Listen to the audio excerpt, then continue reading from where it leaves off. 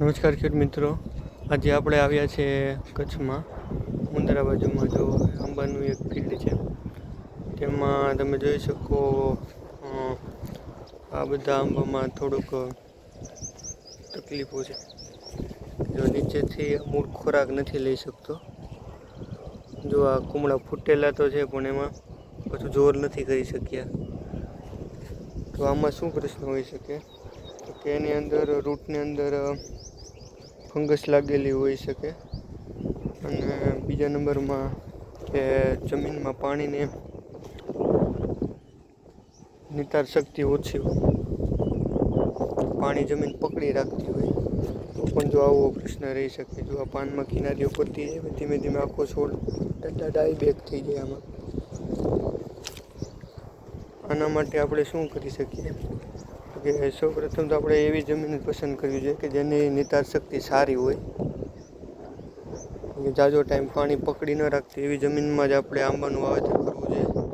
અને બીજા નંબરમાં જ્યારે વાવેતર કરીએ ત્યારથી જ આપણે પૂરતા પોષણનું અને જરૂરી ન્યુટ્રિયન છે,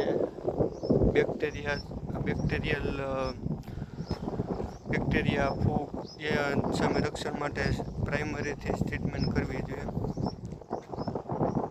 જેનાથી આપણું છોડ તંદુરસ્ત રહે અને નિરોગી રહે.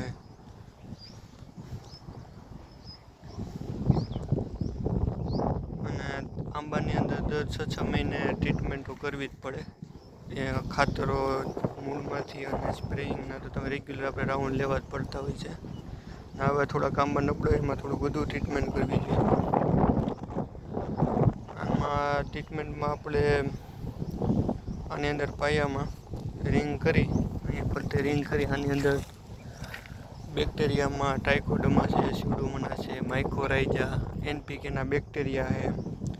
પછી એનાથી શું થશે કે જો ટ્રાઇકોડર્માથી સફેદ ફૂગ સામે રક્ષણ મળશે, સ્યુડોમોનાસથી કાળી ફૂગ છે, નેમેટોડ છે, બીજા કોઈ જમીનજન્ય ફૂગ હોય એની સામે રક્ષણ આવશે.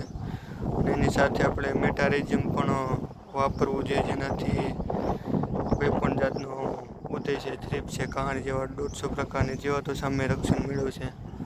જે માઇકોરાઇઝાથી તંતુ મૂળ છે, બીજા તત્વોને અવેલેબિલિટી વધારશે. અને એની સાથે યુમિક એસિડ છે, ફલ્વિક છે, એમિનો છે, એવું પણ આપી શકો, જેનાથી એના જે તંતુ મૂળની સંખ્યા વધે. અને સાથે એરંડી ખોળ છે, લીંબોળી ખોળ છે, એ આપવાથી જમીનમાં પ્રોટીન વધે, છોડને પૂરતું પ્રોટીન મળી રહે અને એની ઇમ્યુનિટી પણ વધે છોડની. અને એની સાથે ખોરાક માટે એક નાના છોડ હોય 1 થી 3 વર્ષની, એમાં 4 થી 5 કિલો ગળથિયું છાણિયું ખાતર આપવું જોઈએ, જેનાથી એને પૂરતો 6 મહિના સુધી એને ધીમે ધીમે ન્યુટ્રિયન મળ્યા રાખે. અને 6 મહિના પછી પાછો જ આ ડોઝ આપણે આપવો જોઈએ, જેનાથી એને સંતુલિત પૂરતો ખોરાક મળી રહે. જો ખોરાક નહીં મળે તો જો આ છોડમાં આપણે બતાવ્યું ને એ રીતના પાછું એ ફૂટ તો કાઢશે, પણ ફૂટમાંથી જે પાન કાઢવા જોઈએ વ્યવસ્થિત એ પાન નહીં કાઢી શકે. જો આ બધામાં કેવું થાય છે, જો આ ફૂટ તો થયેલી હતી, ફૂટ પછી સસ્ટેન ન કરી અને ધીમે ધીમે જો અહીંથી ઉકારો લાગશે. જો સુકારો લાગ્યો છે, ડાયબેક પછી ધીમે ધીમે આખી ડાળી સુકાતી જાય, નાખો છોડ છે એટલે આવો નાશ પામવાની આવી જાય.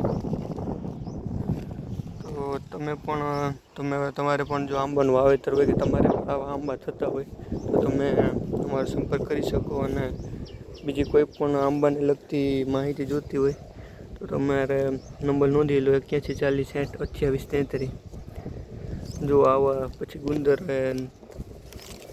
રીજે જો આમાંથી જો, એટલે આ છોડની ઇમ્યુનિટી એટલી ખરાબ હોય, નકર કોઈ પણ જાતનું થોડો ઘણો ઘાવ થાય તો એ છોડને પોતાની શક્તિ હોય જ કે જેનાથી એ ઘાવ રૂજાઈ જાય. પણ આ છોડની ઇમ્યુનિટી એટલી ખરાબ છે, જેનાથી આ જો ગુંદર નીકળો છે, જ્યાં પાન પહેલાં હશે એ પાન ખરી ગયા પછી એ રૂજ થવી જોઈએ, રૂજ નથી થઈ.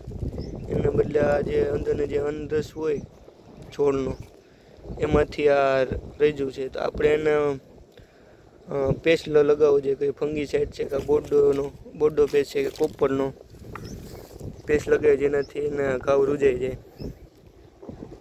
બધા આવા પાકેલા થોડું હોય એમાં તમારે મારવું છે બોર્ડો પેસ્ટ.